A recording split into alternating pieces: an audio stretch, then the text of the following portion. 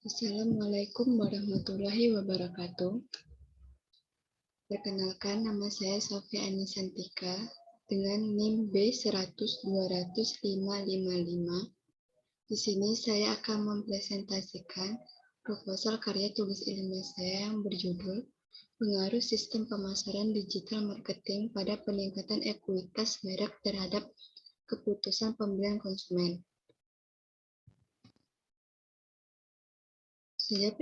Bab pertama, pendahuluan. Latar belakang. Perkembangan teknologi membuat konsumen memanfaatkan teknologi untuk memenuhi kebutuhan sehari-hari. Hal ini dapat dilihat dari seberapa banyak konsumen menggunakan fasilitas teknologi informasi dalam memenuhi informasi yang dibutuhkannya.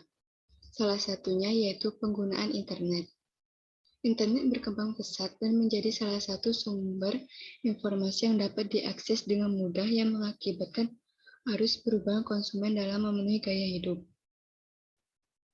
Arus perubahan zaman membawa gaya hidup belanja masyarakat bergeser dari yang sifatnya konvensional menuju pada transaksi situs penjualan online yang terpengaruhi dari arus perubahan gaya hidup masyarakat tersebut.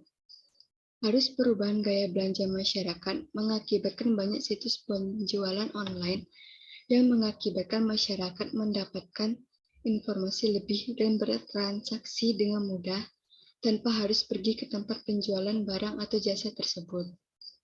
Perubahan perilaku konsumen tersebut disebabkan manfaat daripada pembelian online yang lebih praktis dan efisien waktu, tenaga, maupun biaya.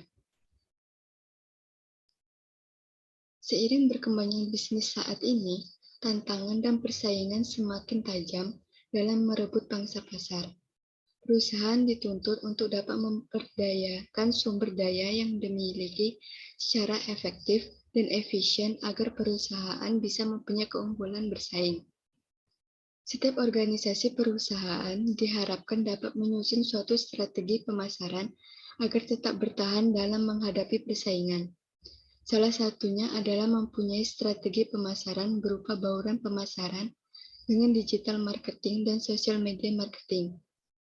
Strategi bisnis perusahaan ini diharapkan dapat memberikan dampak pada keuntungan keuangan dan keuangan, bertahan di dalam industri, dan guna mencapai tujuan jangka panjang organisasi, serta membangun ekuitas merek di sebuah perusahaan dengan citra atau image positif menjadikan dampak baik pada masyarakat, sehingga meningkatkan brand equity. Dalam pengaturan sosial media, aktivitas pemasaran meningkatkan ekuitas merek konsumen. Menurut Mangold dan Foltz, tindakan pemasaran melalui sosial media marketing adalah bagian dari promotional mix dan komunikasi merek. Penelitian Brun et al. Pada tahun 2012 mengungkapkan bahwa komunikasi media sosial memiliki dampak yang signifikan terhadap ekuitas merek.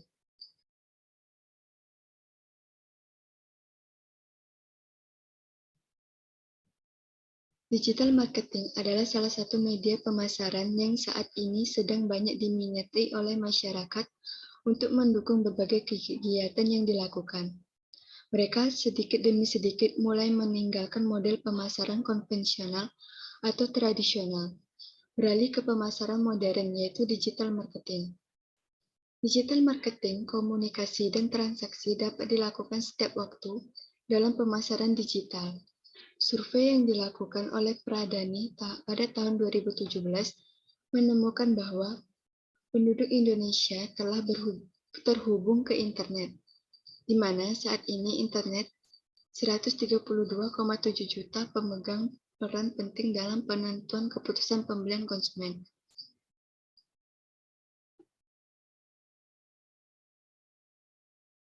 Selanjutnya rumusan masalah. Di sini ada dua rumusan masalah. Yang pertama yaitu bagaimana pengaruh sistem pemasaran digital marketing terhadap keputusan pembelian, dan yang kedua, apa pentingnya ekuitas merek bagi konsumen dan bagaimana cara membangun ekuitas merek yang baik.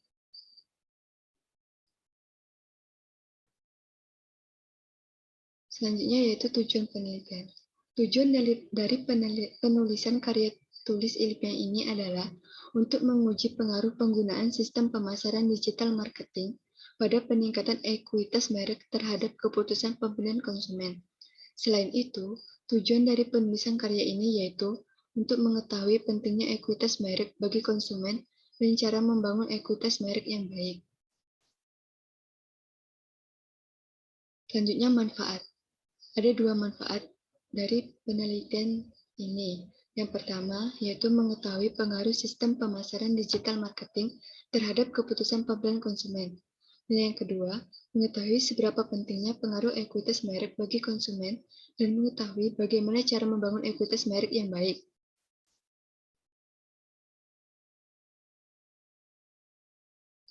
Selanjutnya bab 2, yaitu pembahasan.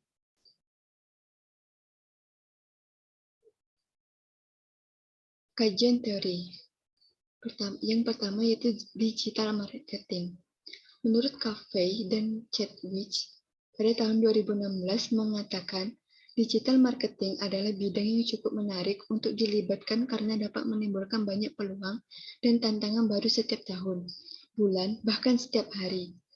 Caffey dan Chadwick mengatakan pengertian singkat dari digital marketing adalah untuk mencapai tujuan pemasaran melalui teknologi dan media.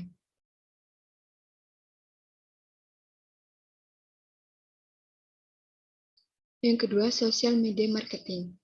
Menurut Gunelius, pada tahun 2011, sosial media marketing merupakan suatu bentuk pemasaran langsung ataupun tidak langsung yang digunakan untuk membangun kesadaran, pengakuan, daya ingat, dan tindakan untuk merek, bisnis, produk, orang, atau entitas lainnya, dan dilakukan dengan menggunakan alat dari web sosial seperti blogging, microblogging, social networking, social bookmarking, dan content sharing.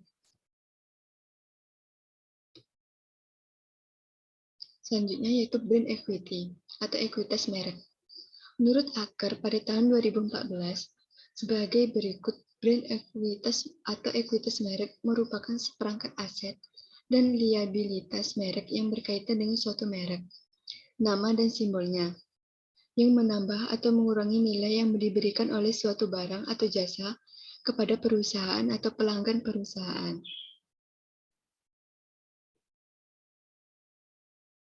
Tinjauan pustaka.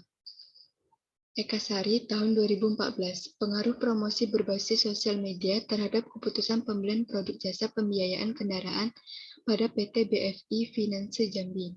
Hasil penelitian menunjukkan bahwa variabel personal relevansi online, online interactivity, misek online, dan brand familiarity memiliki hubungan pengaruh signifikan pada keputusan konsumen dalam membeli produk pembiayaan kendaraan bermotor di PT BFI Finance Jambi. Selanjutnya yaitu penelitian Wahyudi pada tahun 2014 yang berjudul Pengaruh Pemasaran via Online dan Persepsi Harga terhadap Keputusan Pembelian pada Produk Trisikon pada mahasiswa Fakultas Ekonomi tahun 2013 sampai 2015 Universitas Islam Malang. Hasil observasi ini menunjukkan bahwa terjadi hubungan simultan variabel pemasaran secara online dan persepsi harga berpengaruh signifikan pada cara konsumen mengambil keputusan membeli. Dan secara parsial variabel pemasaran online dan persepsi harga berpengaruh signifikan terhadap keputusan pembelian. Selanjutnya penelitian Jamaluddin pada tahun 2015 yang berjudul Pengaruh Promosi Online dan Persepsi Harga terhadap Keputusan Pembelian. Survei pada pelanggan Arya Shop di Kota Malang. Hasil penelitian menunjukkan bahwa secara simultan variabel pemasaran online dan persepsi harga berpengaruh signifikan terhadap keputusan pembelian. Dan secara parsial variabel pemasaran online dan persepsi harga berpengaruh signifikan terhadap keputusan pembelian. Selanjutnya, penelitian Kuspriyono pada tahun 2017 yang berjudul Pengaruh Promosi Online dan Kemasan terhadap Keputusan Pembelian Kosmetik merek Sari Ayu Martha Tilaar. Hasil penelitian menunjukkan bahwa secara simultan variabel promosi online dan kemasan berpengaruh signifikan terhadap keputusan pembelian. dan secara parsial variabel promosi online dan kemasan harga berpengaruh signifikan terhadap keputusan pembelian.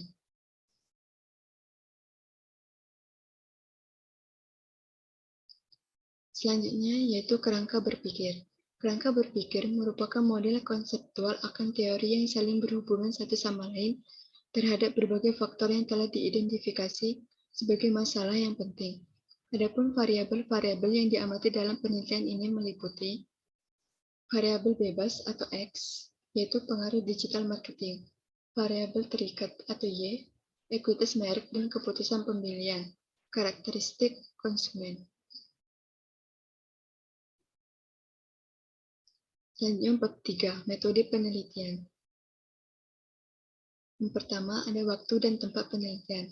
Kegiatan penelitian dalam pembuatan karya tulis ilmiah ini dilaksanakan kurang lebih 2 minggu, meliputi persiapan dan pelaksanaan. Adapun pembuatan karya tulis ilmiah ini bertempat di Desa Tempuran, Kecamatan Waduh, Kabupaten Sukoharjo. Selanjutnya, pendekatan dan jenis penelitian. Penelitian ini akan menggunakan metode pendekatan kuantitatif. Metode penelitian kuantitatif digunakan untuk meneliti populasi atau sampel dengan menggunakan alat ukur atau instrumen penelitian. Analisa data bersifat kuantitatif dan atau statistik dengan tujuan menguji hipotesis yang telah dibuat. Umumnya, metode kuantitatif terdiri atas metode survei dan metode eksperimen. Metodologi survei mempelajari pengambilan sampel unit individu dari suatu populasi dan teknik terkait pengumpulan data survei, seperti pembuatan kuesioner dan metode untuk meningkatkan jumlah dan akurasi tanggapan dalam survei.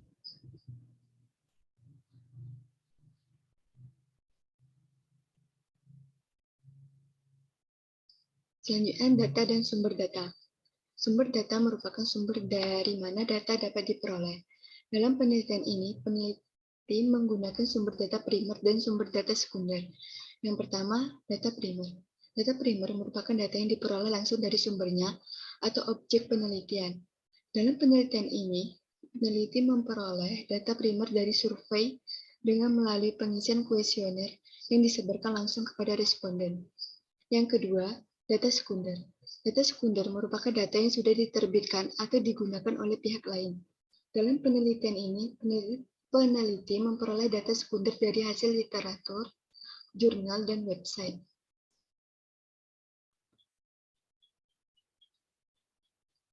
Selanjutnya, teknik pengumpulan data.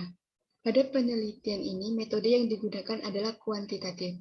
Metode penelitian kuantitatif menurut Sugiono pada tahun 2018 adalah metode survei dan eksperimen.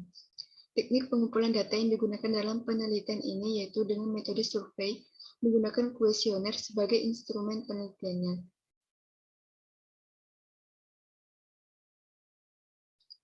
Selanjutnya, prosedur penelitian. Dalam melakukan penelitian terdapat beberapa tahapan, yaitu yang pertama, pra-penelitian. Pra-penelitian merupakan tahap awal yang dilakukan dalam melakukan penelitian. Tahap pra-penelitian berfungsi untuk mempersiapkan segala sesuatu sebelum melakukan penelitian. Adapun tahap-tahap yang dilakukan yaitu menentukan topik penelitian, menentukan judul penelitian, dan menyiapkan perlengkapan penelitian seperti mencari jurnal untuk dijadikan referensi. Yang kedua, pelaksanaan penelitian. Pelaksanaan penelitian merupakan tahapan yang paling penting dalam suatu penelitian. Adapun yang dilakukan pada tahap ini yaitu mengumpulkan data dan mencari sumber informasi dari responden, kemudian melakukan pengolahan data untuk mengkaji kebenaran informasi yang telah didapatkan. Yang terakhir, yaitu penyusunan. Setelah semua data terkumpul dan diolah, langkah selanjutnya yaitu penyusunan karya tulis ilmiah. Penyusunan karya tulis ilmiah ini berdasarkan data dan informasi yang telah didapatkan.